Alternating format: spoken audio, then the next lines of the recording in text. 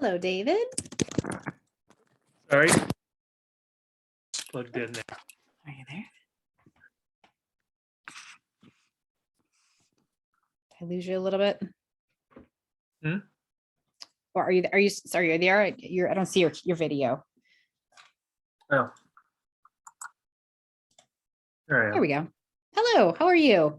I'm fine. How are you? I'm good, thanks. My name is Ginny. I'm with Anderson's. We're glad to have you. Nice to meet you, Jenny. Yes. I'm a little early, I know. No, quite all right. I'm happy for authors to log in just a titch bit early so we can make sure everything is working and Right. we can go over a couple things. So yeah, plan for tonight. I'll let folks in right at 7. I'll do a little intro, some information about the store and your introduction and your bio, and of course, and then turn things over to you for whatever you want to share with the audience. I wish I could tell you that we had throngs of thousands for you this evening. I think we're going to be a relatively small group, but such is, the ever moment changing landscape of events right now. Yeah. But we are big fans of yours from, of course, your previous book and this one as well. So I know a couple of my colleagues will actually be on the call as well. Oh, great. Thank you. And Yes. Jill's going to be checking in soon, I assume. Fantastic. We've got some questions that she's going to ask, and I'm going to muddle through. So great. That will be wonderful. I'll keep an eye out for her in the waiting room. And this is being recorded. We keep the recordings eventually, like in a couple of weeks after your tour is done. If it's okay with you, we'll put it up on our YouTube channel for folks to enjoy later. So we found some folks have been interested, in doing that. As it's, there's always something else going on in the world, but they want to hear from favorite authors. So great. Yeah. And then I will be here certainly through all of that. And then I can hop back on during Q&A and get you some questions from the chat if you would like. Okay. And yeah, so we'll be, we'll wrap up in an hour-ish. It's pretty flexible whenever you feel like it's gone to a full conclusion.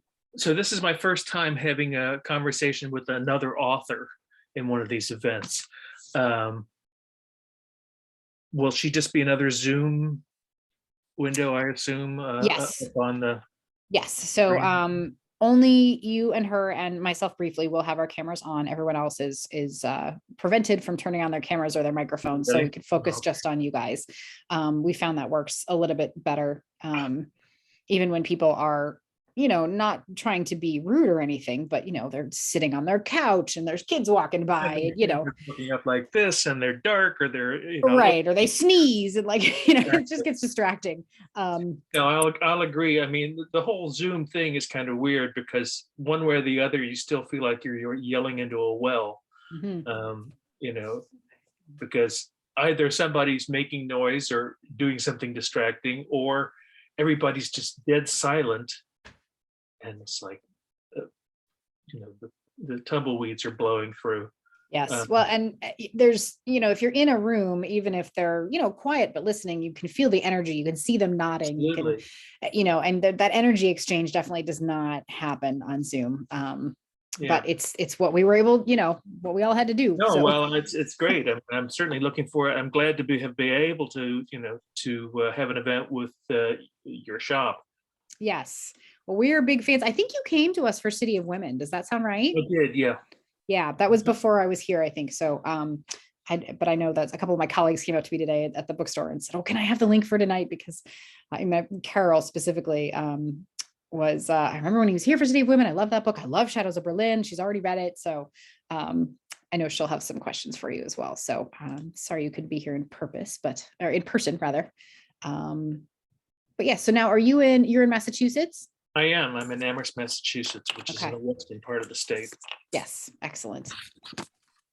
Good. Well, it's starting a bit to warm up here outside Chicago. It's rained today, but we might actually break 60, which it has been just a miserable spring here. So we're all like, yeah, well, the same thing has happened here. I mean, we've had rain. It's dropped down to 30 degrees at night.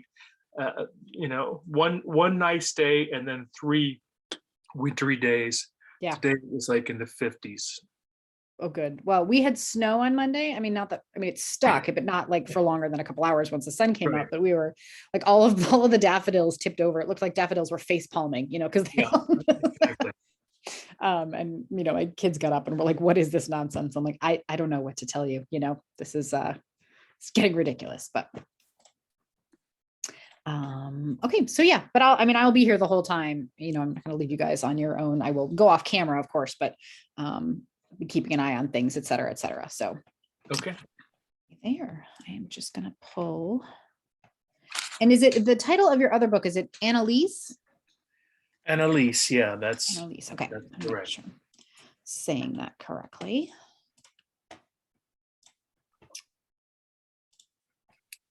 It was about Anne Frank. Yes.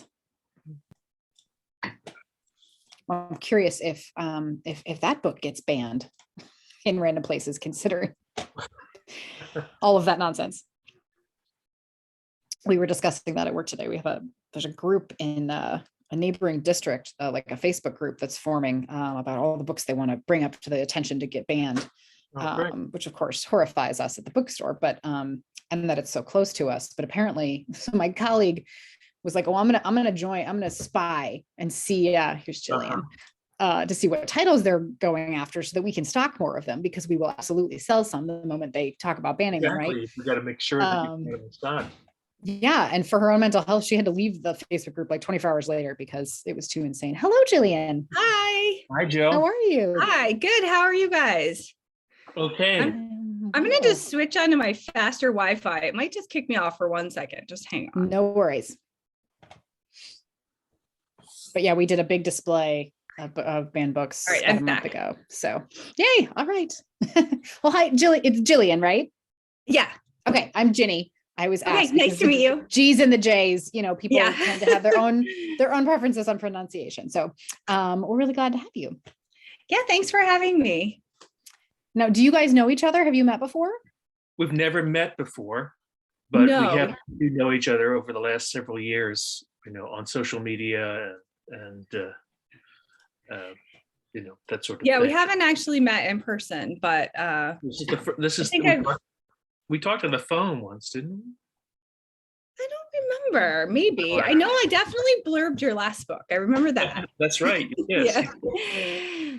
Anne Frank, I remember that. And I have to tell you, I have not finished reading, and I apologize. And it was just because I got it so late. I'm like halfway through. Oh, so I can I'm loving it. Anything I want to in answer to your questions at the end, and you won't know. I wouldn't. I'll just nod. I'll smile and nod. Excellent. What did you think about the part where the alien flying saucers? Yeah, I've read enough to know that's not going to happen. So sorry, I'm getting my 13-year-old is sitting next to me doing homework and also texting me to ask if she can do something. No, I get it. No, my son just got home. That's why I got on a minute late, because I wanted to say hi to him for 1 minute before I popped on. Yes. Yeah, my son just called me from his fencing class saying, "What do I do when I call the pizza place and they don't answer?" And it's like, well, you are sad. That's what happens. That's a life skill. Yeah. That's the interesting thing is my mom called recently and wanted to ask one of my kids something, and where they left something in her house or something. And they had no idea. They were they just held the phone, and I was like, no, you have to say hello. And then my 9-year-old was FaceTiming with her friend, and she was like, okay. And she just hung up on the FaceTime. I was like, no, you have to say goodbye. This whole etiquette of communicating basic skills. Right. Because they don't, we don't have a landline. We don't have a phone in the house other than, an emergency one. So they don't know how to do that. We still keep a landline because my wife is convinced that one day the power is going to go off and, our phones will be dead and we'll need the landline. So we still have it. It's really just for telemarketers now, though. I have a landline too, and it literally never rings. And someone called the other day and asked for my son, and it was a college, and he's a junior. And we were like, how did they get this number? We never give it to anyone. My son doesn't even know it. It was kind of creepy. So I'm going to ask David some questions and then we'll discuss. And then do you like moderate the chat or how do you do it? Yes. Do you want me to do Whatever you're comfortable with. I will start the event. I will do a little intro, introduce you both and then disappear, but I will be here, of course, in the background. And yeah, I'll keep an eye on the chat and, engage there as necessary. Depending on the audience, sometimes it's a crowd that knows how to and likes using the chat. And sometimes that's fine. Sorry, 1 second. It's okay. Sorry, they just like bring things like, I can eat this. I'm like, I don't know what it is. Please tell me first. It's okay. I think we all have kids. It's fine. Yes, you guys get it. Thank you. So yes, I'll be here moderating the chat. Sometimes they like to chat. Sometimes they'll be very quiet. They won't send any questions in until we specifically ask, like, okay, it's time for Q&A. Please answer questions. So do you want me to like converse with David for like 30 minutes and then check the chat or ask for questions? Does that sound about right? Yeah, that sounds great. And then I can pop back on screen and kind of feed you questions or, just sending how chatty people are being or not. I did mention to David, unfortunately, we are not, we do not have a huge crowd tonight. We'll be a rather intimate group, but do you guys post them later? Yes. So it is being recorded and we will put them online in a couple of weeks after the tour dies down to not take away from any of your events. If that's okay with you as well. Yeah. Oh yeah, definitely. Yes. I feel like people find it later, even if they don't initially come. So I think that's sort of the nice thing about online events. Now my dog's trying to get in. Of course. Yes. Well, pet Zoom bombs are the best kind, right? Yeah. Yes. Well, there's one dog in here and the other one's not. So the other one is like, feels like she's missing out. Of course yes, absolutely.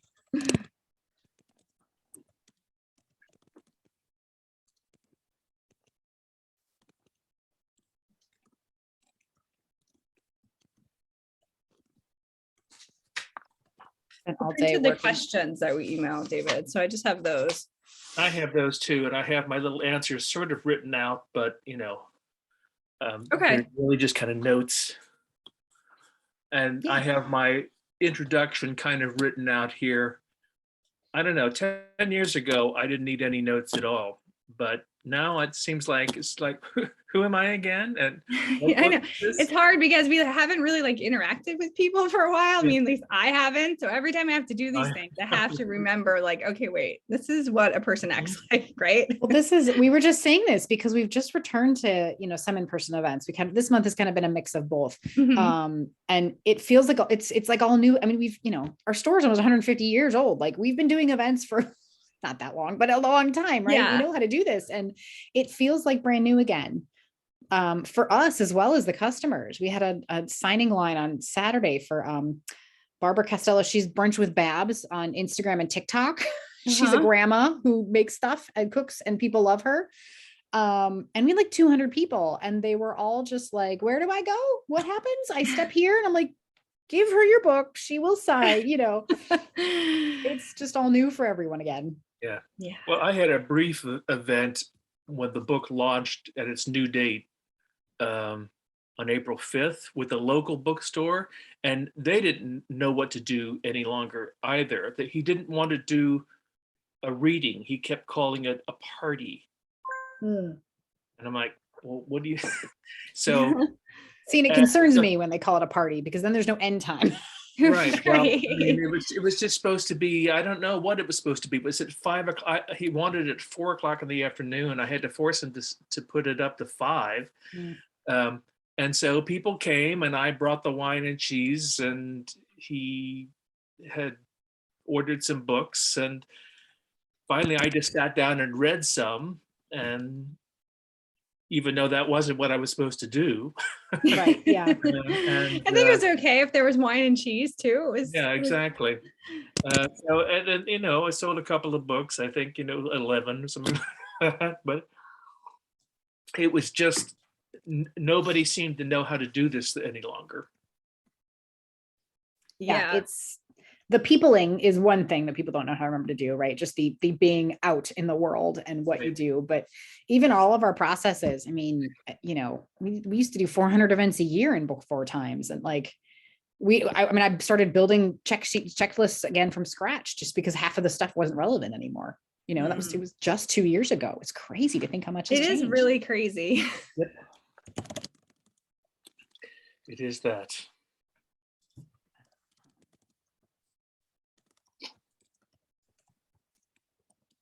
Jill, Okay. what are you doing right now? What is your next book? It's called The Fiction Writer, and it's going to be out like late 2023. So I just sold it like mid-February. So I'm just waiting on my edits right now. Is it an adult or YA? It's an adult book, yeah. Nice. And it's actually not historical at all. It's all contemporary. It's sort of like a gothic mystery, but also like a commentary on being a writer. So it was really fun. I wrote it during the pandemic, and I was like, I can't write about something dark. I just like needed to do something different. So yeah.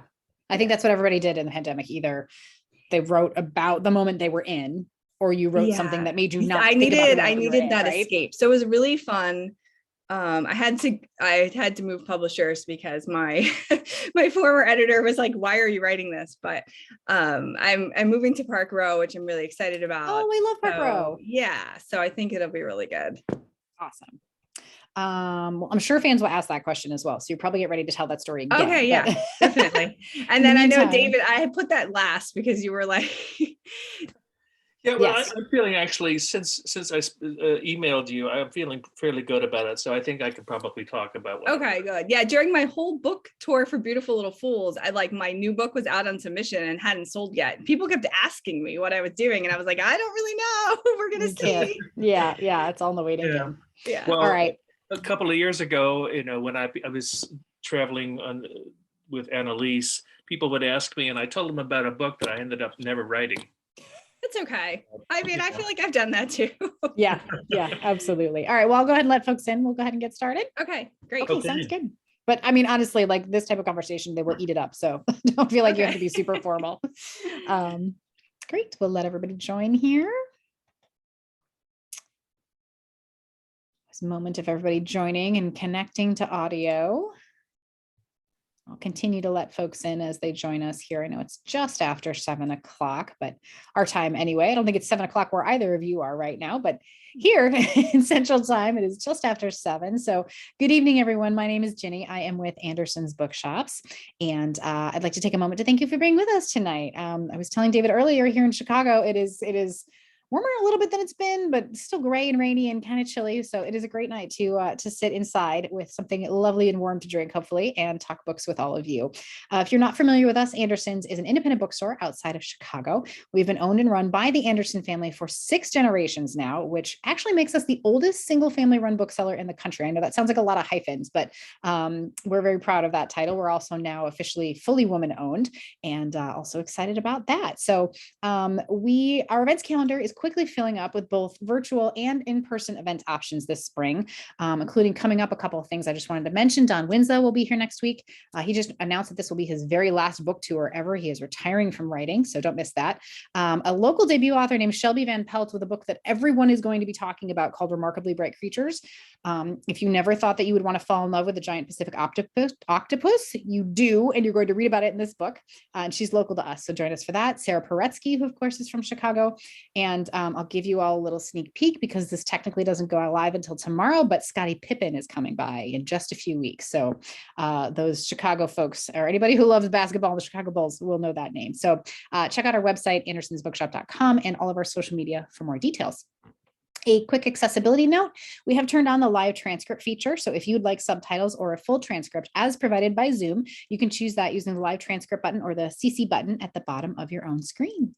But tonight we are thrilled to welcome the author of one of our staff favorite books, City of Women, David R. Gillham, with his new book, Shadows of Berlin. And he will be joined by our moderator, Jillian Cantor, who is the author of award-winning and best-selling novels for adults and teens, including In Another Time, The Hours Count, Margot, and The Lost Letter, which was a USA Today bestseller. She has a BA in English from Penn State University and an MFA from the University of Arizona, where she now lives with her husband and 2 sons. And David officially is the New York Times bestselling author of City of Women and the author of Annalise, a novel of Anne Frank. He studied screenwriting at the University of Southern California before transitioning into fiction. After moving to New York City, he spent more than a decade in the book business and now lives with his family in Western Massachusetts. So good evening and welcome to both of you. Thanks for being here. Thank you for having me. Thank you. I'll turn it over to you guys to talk about books for a little while, and we'll get to questions in the chat in a little bit. Okay. Sounds great. All right. Thanks for having us. All right. So David, I have to say, I think I read your first two books and loved both of them. And as I told you, I'm halfway through Shadows of Berlin, which I'm loving. So why don't you just tell us a little bit about what Shadows of Berlin is about? Well, it's a real departure from, say, City of Women, which took place totally in Berlin during the height of the Second World War. We do go back to Berlin during the war, and actually even before that in the 30s. But the main part of the story takes place in 1955 in New York City. It's the story of Rachel, who is a Holocaust survivor, a word that in 1955 nobody would even recognize as anything to do with the crime without a name. That was the only way to refer to it back then. Holocaust didn't come back around until the 70s. But she has survived the Nazi regime in Berlin, and she's come to New York City to start a new life with her American-born husband, Aaron.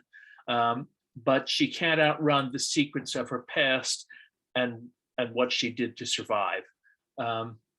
As I said, it begins in 1955, a time that anticipates this unlimitless future in New York City. Skyscrapers, instant coffee, color TVs, everything. Rachel Perlman, as she's now known, is one of the thousands of survivors who came to New York to restart their lives and escape the horrors of the past. But the past keeps intruding on Rachel's life. The dead are still quite alive in her mind, at any rate. And her life as a young girl back in Berlin, when her name was still Rashka Morgenstern, is liable to intrude on the present at any point, as a reminder of her culpability after committing the crime of surviving. For instance, despite the fact that her mother had perished, she still appears to Rachel in a daily sort of fashion, a ghost from the ashes to remind her daughter of what is owed to the past. Rachel is an artist, as her mother was, a painter, but she no longer dares pick up a paintbrush. Instead, she dedicates herself to becoming a normal American housewife, in quotes, until the appearance in a downtown pawn shop of a painting that shouldn't exist. A portrait painted by her mother of a terrifying but beautiful angel. And this is the moment that launches Rachel into a very intimate and terrifying hunt for the woman who once betrayed her and also saved her life. Yeah, I mean, and you said right away that you thought it was different, but I actually, your last book, Annalise, I thought was also sort of a lot about trauma and like survivor's guilt. And I definitely saw those themes in Shadows of Berlin too. So I'm curious, where did the idea come from for Shadows of Berlin, and how did you get started with it? It's funny. I mean, you mentioned Annalise. When I first wrote Annalise, the book about if Anne Frank had lived, it was 900 pages long. Oh, wow. Obviously, I knew there was something that was going to work there. I had her in Amsterdam, and then I had her in New York City. Okay. So I broke the book in half and put the New York City side aside, and eventually my agent encouraged me to sort of pick it up and see what I could do with it. So I did so. I changed the main character to Rachel Morgenstern, Rachel Perlman, depending, and made her an artist. And so the character of Rachel / Rashka is nothing like that of Anne Frank, but the guilt, that survivor guilt, I really was able to go into a sort of a deep dive with that. And that's always interested me, how we explore the after effects of trauma and living with the memory of the dead in this case. So that's where the book came from originally. Some of Aaron actually was who is Rachel's husband, came from that first iteration. And there are one or two scenes that made it in pretty well whole cloth from that into Shadows of Berlin. Every once in a while, in fact, while I was doing the copy editing, I'd run across Anne. That's really encouraging to me that you were able to repurpose that, because I feel like I just have a lot of pieces of novels that I've just never done anything with. I do too, and I never throw anything away. Sometimes I have to spend a couple of hours trying to find it. Yeah, right. I remember that scene that I had that description of something that I wanted to use. It's such a great description of cheese or a bus or whatever. So yeah. But, that's really interesting. So, because I definitely see the threads of the survivor's guilt and the trauma, and I think all of your novels deal with World War II, right? So what draws you to that era, that particular topic? Well, a good question. And I've been asked that over and over again. And I'm not exactly sure what the answer is, but as far as I can tell, I mean, I had sort of a personal connection to it growing up. I grew up in the 60s. My father had actually been in the war, although he hadn't been in Europe or combat, but he'd been in the service. And so it was one of those things that was sort of part of the culture, much more so than it is obviously today. And my father would go on walks, he'd tell me stories about the army and that sort of thing. So I did feel some connection to it. But also I think it was just such a huge event, and that it shaped our world and still does. Yeah. What's happening in the Ukraine. You can draw a line to what happened in the Second World War in the Ukraine. It was just such a ground shaking event that it divided the century in half, and I think sort of divided many people's lives in half. And there's still so much, like you said, that's relevant today, I think. So, I mean, because I've written a few books set in World War II also, and I think even though you're writing about this historical moment, a lot of times for me, a lot of it feels relevant to things that we go through. I think that's important, and I agree. In fact, you do a really good job with that. To make sure that when you're presenting historical fiction, that it does resonate with the people's lives today. I think that's the magic of historical fiction. If you do it right, you can really bring things to life and help people to understand what happened and why it happened and what effect it had on people, and how that effect echoes down the decades or centuries even to today. Yeah. And I mean, I'm curious if your writing process was different for this novel than your previous two. I mean, I'm not sure if you wrote it during the pandemic or not. I was curious about that. So I wanted to ask you. I did write it during the pandemic for the most part. I had started it beforehand, but most of it was done during the pandemic. I figured. Did it change my process? Well, it certainly changed where I wrote it. Most of Annalise had been written in cafes, even City of Women. But because of the pandemic, I moved into my office here, and it was written here. So that had an effect on me too, because it was, when you go to sit down in a cafe and do writing, and as I used to do all the time, even though you're still sitting at your own little space, there are people around you and sort of thing. Whereas up here in the office, even though you sort of disappear inside yourself, inside your head, or inside the story while you're actually writing, it's like, I listen to music and I stop hearing it when I get going. But I think it also is just a more isolated experience. underscores the isolation. Writing is an isolated experience anyway. You have to be very comfortable in living and working inside your own head. Mm-hmm. So I think that was an effect. Now, whether or not that had any effect on the characters or not, I don't know. It might have, because there's certainly a lot of them are very isolated within their own fears or with their own guilt, etc. Yeah, it's interesting. I noticed that. And did you feel like it?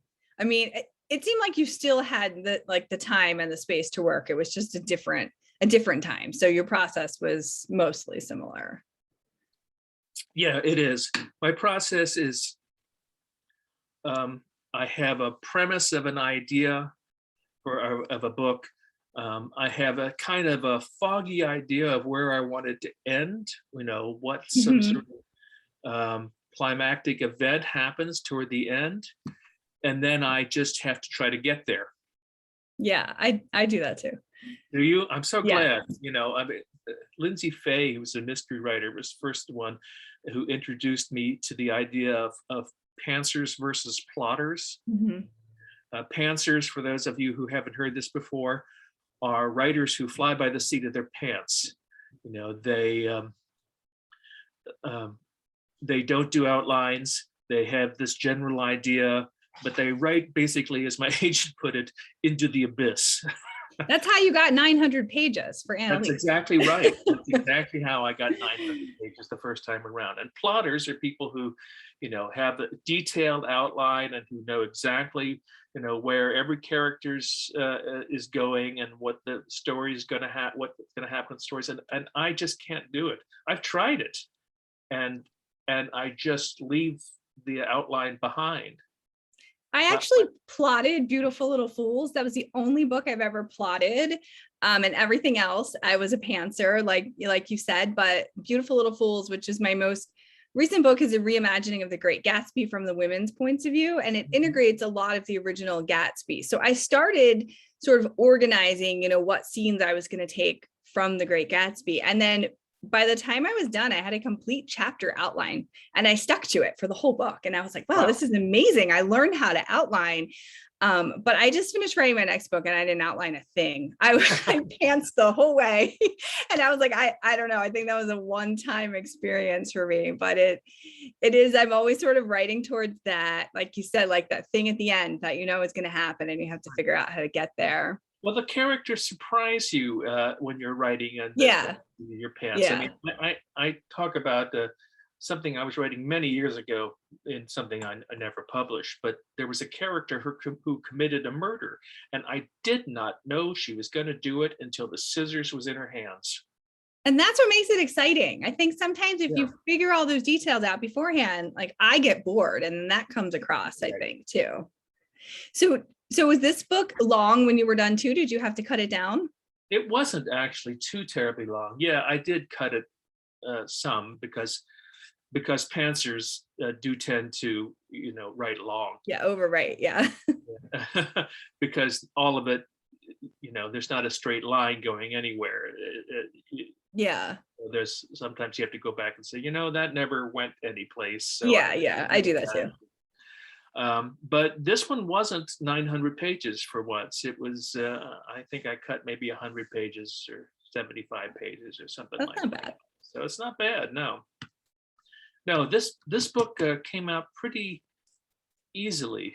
I think it took me about a year to write it. And a pandemic year, no less. That's pretty impressive. First draft, right. One of the things I love about your writing, and I remember it from City of Women when I read it too, is just like your level of detail is so good and so spot on. And I really feel like I'm there, and I feel like you were there, and even though I know you weren't. And so I'm curious about your research process. Like, do you do all the research first? Do you research as you go along? Where do you find yourself researching? How do you do it? I do have a time machine that I can. Well, that is extremely helpful. Interdimensionally. I I'm not one of those people who does the ton of research first before they, I mean, and it's the same syndrome, and that I suffer from when I'm writing. I don't have the patience to do all that research before I start writing. I just want to start writing. Yeah. So I end up doing just enough to sort of know where I am, and then start moving and start doing the research as I write. And the research for me is, well, it can be reading, nonfiction, other novels. I mean, I'm looking here at, I've got a book, Events of 1961, which is what I'm working on for something right now. That sort of thing comes from the internet. You can find a lot of interesting details on the internet about historical things. And movies and TV shows and all that. I tend actually not to do interviews much. On occasion. I tried to go to the places. I went to Berlin for City of Women, and I went all over the place for Annalise. I went to Amsterdam and Bergen-Belsen and Auschwitz, and so that's very important to me, to try to know the place. And of course, I lived in New York City for 11 years, so I did already know New York fairly well, even though I didn't know it in 1955. Now, I do try to use the detail, and I'm glad you brought that up, because it's really a technique for me, is to use small details to paint the picture as we go. You do that so well. Well, thank you. I think it's really effective if you can do it right. That you don't have to explain things. You don't have to, have to cut down on description, which can kill you because it turns into a history lesson. Yeah. So it's important. And I notice it in I always call it texture in my own stuff. It's like the appliances they're using, or what they're eating, or what's around them, and it's just becomes a part of this world in your novels, and I'm always impressed by it. Well, and it's interesting because I research similarly. I always say I know just enough to be dangerous, and then I start writing. And then I leave blanks in my first draft too, because I don't know all those details offhand, and so it's like, well, maybe I don't know what kind of stove they would have, so I just I'll highlight that, and I'll go back later. Otherwise I would never get my first draft done. So do you do stuff like that too? I do that sort of, not sometimes with the events. I do that sort of thing with language or with names a lot of times. Oh yeah, I do that too. Or I do it with directions, because I found that using trains and subways and that sort of thing is really effective in building that world. And I might not always know right at that moment which subway to put them on. Right. To get them to, And I find if I stop in the middle of writing that first draft to figure that out, it'll be like a day later and I'll have an entire map of the subway, and I'll be, I'll really go down the rabbit hole. Right. So I usually write the word start in capital letters, because I can always find that easily enough. Oh, that's really smart. I don't do that. And then write whatever the question is next to it. So. Well, I'm gonna actually take that trick, because I'm always just searching for the highlights, which you can't search for. You just have to scan through. All right. So you do have a character in this novel who's an artist. Yeah. And so I'm curious how you would compare Rachel's artistic process to your own, and what it was like to write about an artist. Well, I actually grew up figuring I would be an artist. My family were all painters. My mother, my father, okay, who still is. Interesting. I thought I was going to be a historical illustrator, because I was crazy about history. And so I thought that was going to be my profession, that I was going to grow up and do that. So I grew up with canvases and art shows and what kind of paint and, all those sort of things. It was just part of daily life. So it wasn't too hard for me to put Rachel in that situation, or her mother. the actual process,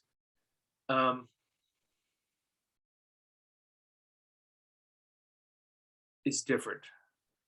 When you're doing a paint, at least when I'm doing a painting, I have a habit of squinting a little bit because it's like I don't want, I just want to see the impression of it for a little while, where the colors go. And so, and then when I'm writing, even though writing for me is a very visual thing too. People have said that it's cinematic, and that's true. I think it's, my original screenwriting. Screenwriting. I write very cinematically in that I tend to tell the story by small gestures, lighting a cigarette or pouring a cup of coffee, or twisting in the chair, or I talk about Aaron's little chicken tuck. Whenever he hears something he doesn't like, he does this. What? And so I had to describe that to get it across, because I thought it was an important addition to his character. So in that respect, I think even writing is visual for me, even though I kind of approach them differently, or maybe actually I don't, because honestly I had the same thing when I was painting. I could never sit there and draw everything out, and then I was never a drafts person. I was never, drafting was not me. I wanted to get in there with the color. You were a pantser with the painting too. I was a pantser with the painting too. Your writing is very cinematic. Actually, I did not know that you had a screenwriting background until I heard Ginny read your bio. So, I mean, I'll go off script and ask you, how do you think your screenwriting background influences your writing? I think that's really interesting. I mean, I can see the cinematic. Your scenes are very visual, but what was it like to switch between, from screenwriting to writing novels? Well, the thing that they both have in common for me in a big way is dialogue. I move the story regardless of where I am, in screenwriting or in the novel, with dialogue a lot. There's a lot. I use it to, in the most forceful way I can, to try to move the story along, to constantly be sort of unboxing the characters in the same way that you would do with the page of a screenplay, and again the stage directions. I mean, because a lot of my, especially in long bits of interaction of dialogue, the only thing that's not dialogue is she put down that cup of coffee, or she poured the drink but then sat it down and didn't taste it. Yeah. That sort of thing, which I try, they're a little more artful perhaps in the novel writing than they would be in a screenplay, although I tend to get pretty flowery in that sometimes too. But it's basically the same thing. It's telling the reader or the audience, however you put it, how to react to the character by showing you the character. Yeah. And I see that so much in your novels. You do that so well. Thank you. So your characters always have gray areas in their actions. So talk a little bit about that. I think you do that so well also. I don't ever see you have like the villains or the good people. You really have these like nuanced characters. So how do you figure that out? How do you come to that? Well, nobody writes for free in any of my books. You can be the hero or the heroine, and it doesn't make any difference. Well, actually heroine, because that's it doesn't make any difference. There are going to be things about your personality that are not so attractive. I think that's just very human, that none of us, we all have little gray areas too. And so I like to bring that out in the story, when I'm developing a character and developing relationships, because sometimes you can really get some powerful mojo sort of between two characters when maybe their darker sides or grayer sides start to interact with one another. Mhm. Like in this, I don't want to give a spoiler out, but there are several areas in this book when she meets the woman who will have changed her life, the angel. And I call her the angel because that was her nickname, the Red Angel. The darkness of both of their inner darkness at the time. She is as a young girl on the run trying to survive, and the angel is basically a criminal, a killer, but also a person who thinks that she's doing it to survive as well, and has this ego that pumps her up and then breaks her into pieces. And so the two of that innocence and that corruption together, we start to see the innocence in the angel and the corruption in Rashka, because of her situation, because she's given no choice, and yet there it is. I think that's what makes it so interesting as a reader. It's like that you achieve that balance so well, and I love that in your books. Thank you. So we kind of already talked about this one, but you write a lot about trauma and survivor's guilt.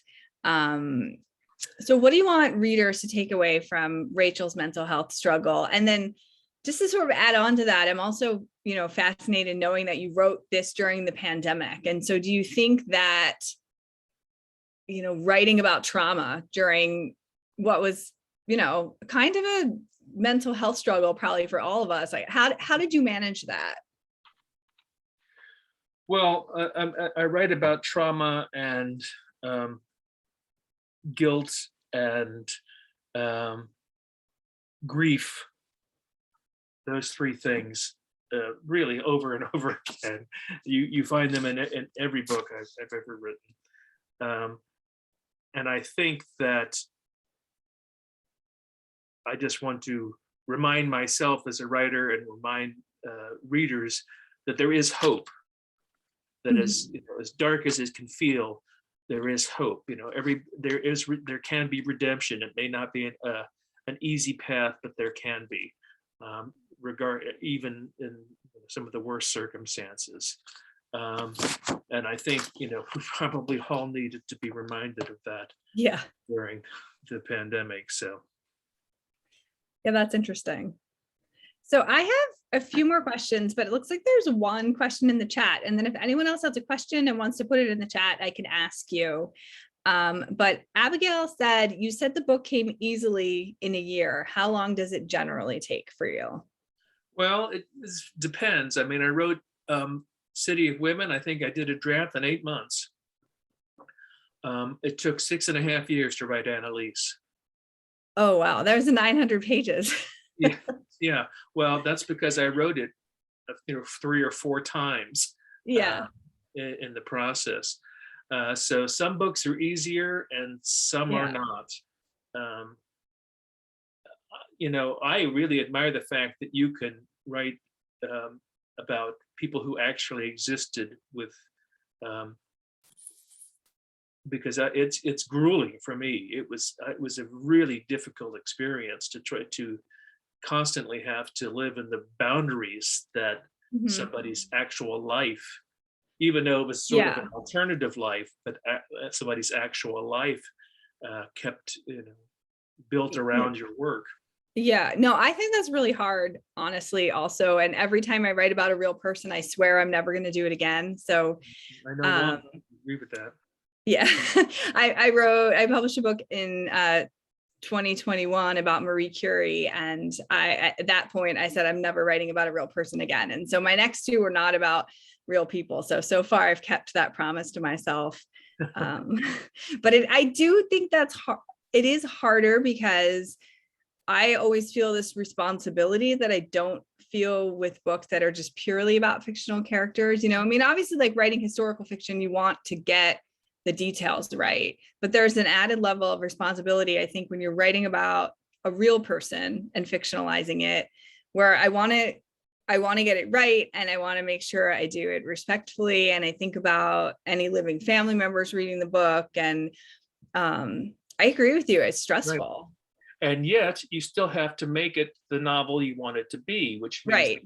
to be, there has to be conflict, there has to be right, you still need to have a story. All those sort of things that with a real person can be really much more difficult and grueling to do. Yeah, it was a relief for me to return to fiction, quite honestly. So do you think that you'll ever write about a real person again? I say that I never will, but we'll see. Well, I don't ever want to say never, but yeah, I'm not planning on that anytime soon. Now, sometimes I have actual people as characters, Yeah, in the periphery. In the periphery, Yeah. exactly. But that's different. That's sort of like a cameo appearance, rather than building your entire book. Yeah, rather than building an entire book. Yeah, I know. And I'm also interested in the fact that it only took you 8 months to write City of Women. That was your first novel, right? Yes, it was. It's funny. The story of City of Women was, I originally around, I don't know, early 2000s, was going to write that story without any men in it. There would have to be male characters, right, but they were going to be held at arm's length. I was going to refer to, for instance, the only one that's still around from that was the concierge's husband, Herr Munt, and I would refer to him as, the concierge's husband came in the door. That was what I was going to do with all the men in it, and it didn't work for me. I put it aside, and then I picked it back up, read through it, and said, some of this is pretty good. And I brought in the character of Wolfram, and the thing just exploded. And why it came so easily, I don't know. Maybe in a way I had been trying to write that book for so long. Yeah, maybe it had been simmering in the back of your mind a little bit. Because it was actually, City of Women was the first book I published, but it was the fourth that I had written. Okay. So, and all of them before had been in similar subject matter. So I think maybe it was just, I had a lot more impetus behind it than I realized, and it just opened up and flowed. Yeah.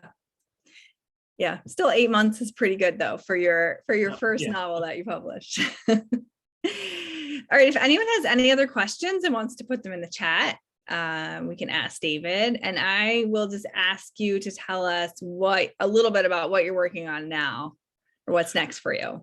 Well, I have written about, I don't know, 15 or 20 pages of a story that I hope is going to continue to work. I've taken one of the characters from Shadows of Berlin and changed the date. It's not 1955 anymore. It's now 1961. Excuse me. And after a sort of traumatic event, she ends up in Berlin. She's, for those of you who haven't read it, when you run into Nomi, Aaron's sister, Nomi, that's who I'm working on now. She's a photographer, and she ends up in Berlin months after the wall went up. And so I'm keeping my fingers crossed that I can make something out of that. That sounds fascinating. And a little bit different era for you, because it won't be World War II. No, but the war is always there. That's true. It's always there, and it's even in this, the war is there, because, when I first went to Berlin in like 1991, 2, something like that, they were still taking the wall down at that point. That's how fresh the unification was. And it was easy to see how in the eastern part of the city, there were still buildings that had never been touched from the end of the war. In City of Women, I described this building that Sigrid, the main character, passes in a bus, and after the bombing, it had had the facade sheared off completely, so you could look in and see all the, wallpaper and pictures. And that was in Berlin. I remember seeing that. You could look up and still, the half the building was gone. You could look up and still see the wallpaper for the various rooms. All that's gone now, of course. Yeah. So you're really drawn to Berlin. Yes. I think that's another thread in most of your books. Almost all of them, yes, even the unpublished ones. Just so what is it about Berlin? I mean, you said you spent some time there. So what is it about Berlin? Well, I sort of fell in love with Berlin in the Weimar Republic after the First World War, when I was in my 20s, and I was looking for like a decadent setting. And so I started reading about Berlin and during that time, because it's infamous for that. Cabaret takes place in that period of time. And I don't know, I just sort of fell in love with it before I ever visited it. And then I did go see it. And I still love it. It's a city like no other. In the same way that New York is to me a city like no other. So yeah, I just have a deep connection to it that I feel at home. Amsterdam, I actually feel the same way about.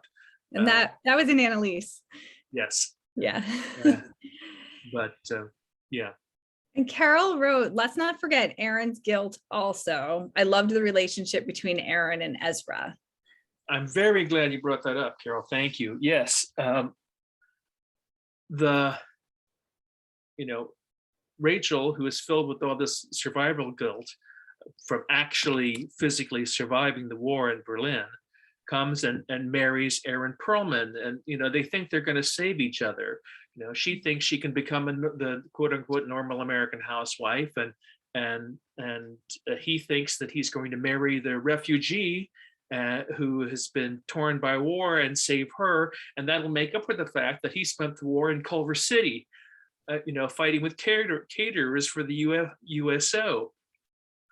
Whereas his cousin, Ezra, was in North Africa and was driving a tank and got a Silver Star and was in the thick of it, fighting Hitler. Whereas Aaron was still in the States, and his whole family, the whole idea of, living through the Holocaust in the United States was very difficult as well, because especially, once all the facts of the situation came out after the war, he started to think, what was I doing while all these people were being murdered? I was worried about, getting to the movies on time or something like that. And even though I speak specifically to the Jewish experience in this book, I think that it's universal. The idea of people could do that right now. Think about what other people are suffering while their lives are comfortable. So yeah, that's an important point too. That both Rachel and Aaron are fighting their own demons that are the same and opposite from one another. Yeah, I love that too. So, I mean, I think that goes back to what you were saying too, sort of about your gray areas in your characters. And I feel like your characters have so much depth. That and it's interesting hearing about your screenwriting background too. It's like I do feel like I'm just like, watching the story unfold with these sort of like complicated people. And that's what I love about all of your books. You do that so well. Well, thank you. All right. If anyone has any other questions, then you can add them to the chat. And I think I went through all of our questions. Did you have anything else that you wanted to add that I missed, David? Well, I could just keep talking for hours and hours if people would let me. I will say something about the screenwriting again, very briefly. That's a technique that I use, that I learned in screenwriting, is the reversal. in a scene where something starts to move in one direction and then halfway through something happens and it goes the opposite direction. And I try to do that in every scene. And I think in terms of scenes too, when I'm writing. And so I try to have that reversal at every point. Yeah, I took like a 2-year long screenwriting class when I got my MFA. And, I don't quite have the screenwriting background that you have, but I did write 2 screenplays in that time. And I feel like that always influences my novel writing as well. And I also think about that, which is why I was nodding. And one thing I did when I wrote Beautiful Little Fools, which I had never done before, is maybe because I'm normally a pantser, but once I plotted it, then I also wrote a treatment, and it helped me really think about everything scenically in a way before I actually started writing the novel, because I sort of wrote it out like all by, scene, where in a synopsis more, I just like, write, this happens and this happens and this happens. And instead I did it more in a treatment form where I was just like showing each scene for myself. And I found that to be a really interesting, like a really helpful technique, I think, in drafting the book. Of course, when you don't plot in advance, you really can't do that. I probably could do that after the first draft, but anyway. Ginny said that she would love to hear more about what we're both working on next, if you can share. Well, you go first for a second, because I already touched on that briefly. But, yeah. What are you doing at the moment? So I actually just sold my next book in February, and it's going to be out like late summer, fall of 2023. I don't have a release date yet, but it's called The Fiction Writer. And it's about a struggling writer who's hired by this handsome billionaire to write the story of his grandmother's past and her connection to Daphne du Maurier. And it's sort of like a little bit like The Plot meets Rebecca meets the Christie Affair. It's a lot about like art and ownership. And it's also a little bit of a Gothic mystery and sort of a commentary on writing and publishing. Yeah, well, I remember seeing a little blurb about that in one of your online presences, and it sounded like a fascinating idea. So I'm really looking forward to you finishing it. So please hurry up. Thank you. Yeah, no, it's actually, I'm just waiting on, I have to edit it with my editor, but there's a complete draft. So it will be coming in 2023. Great. And it was really fun to write. That's great.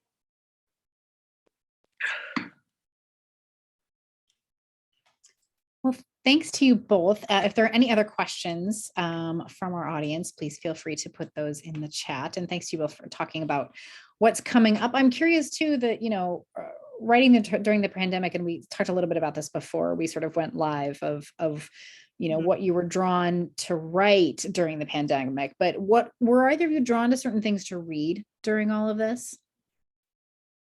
Do you read inside your own genres? Does that get you to, like, I feel like that would get me in my head too much and I'd be worried, but.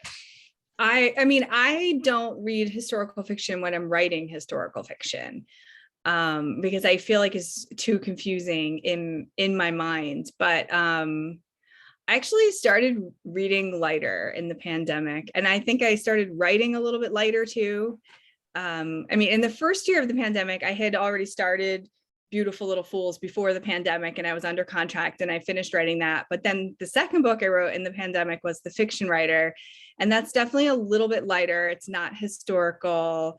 And I found myself drawn towards reading a lot of like rom-coms, and reading a lot of like mysteries. I was having a hard time with reading a lot about trauma, and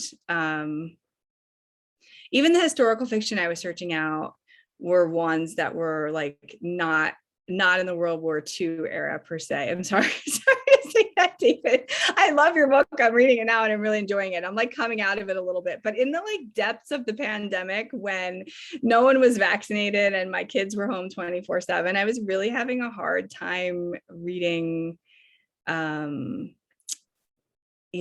World War II era, I think.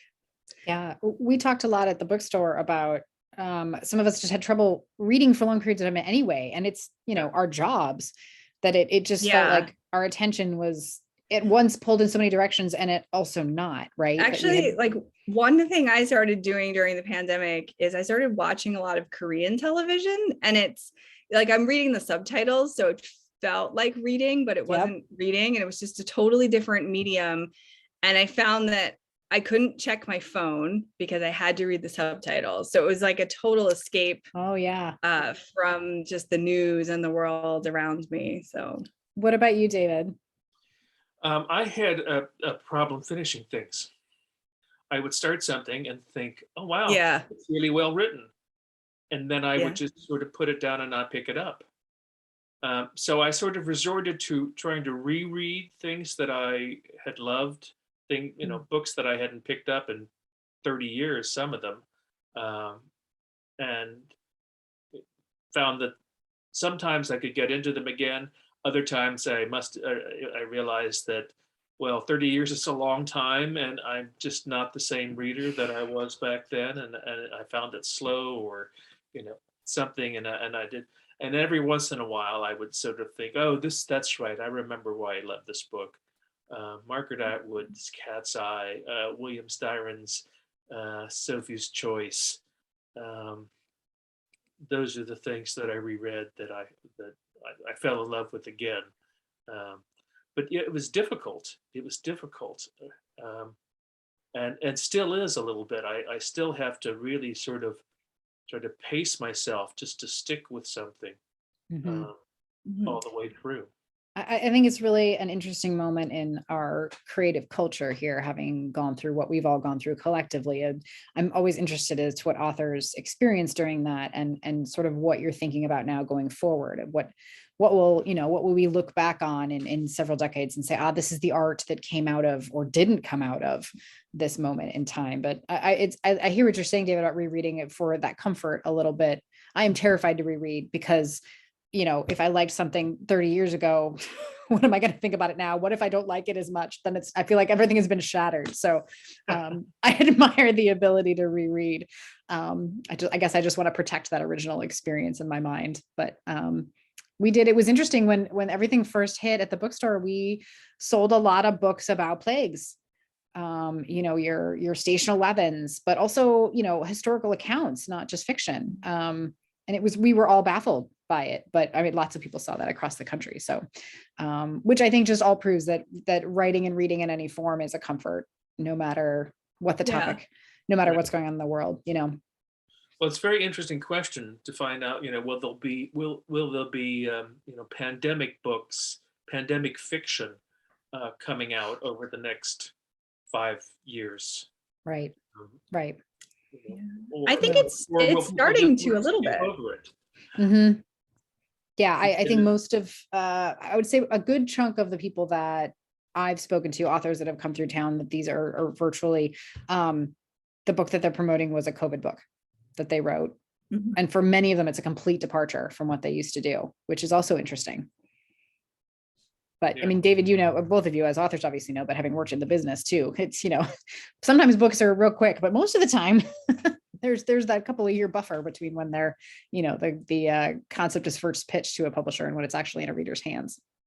Yeah. Well, thank you both so much for speaking with us tonight and sharing your thoughts. I know, like I said, City of Women is a staff favorite. We've already got booksellers abuzz about Shadow of Berlin. And of course, Jillian, you've got fans here at Anderson's as well. So thank you both for joining us. And David, congratulations on the release of the new book. Thank you for having me, and congrats, David. Yes, this would be a great book club pick too as well. So we'll make sure to get the word out that that's a great pick for those folks as well. Yep. To everybody else. Yeah.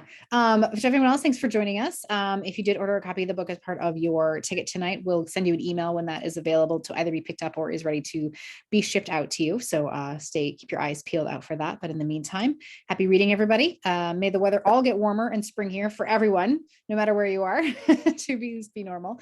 And hope everybody's safe out I'm there. in Arizona, like I'm good. Okay. All right. Warmer. We'll keep you the same. But if you maybe want to shift a little bit, I would like to not have snow again this week. That would be great. All right. Thanks, everybody. Good evening. Bye-bye. Thank you. Bye-bye. Bye.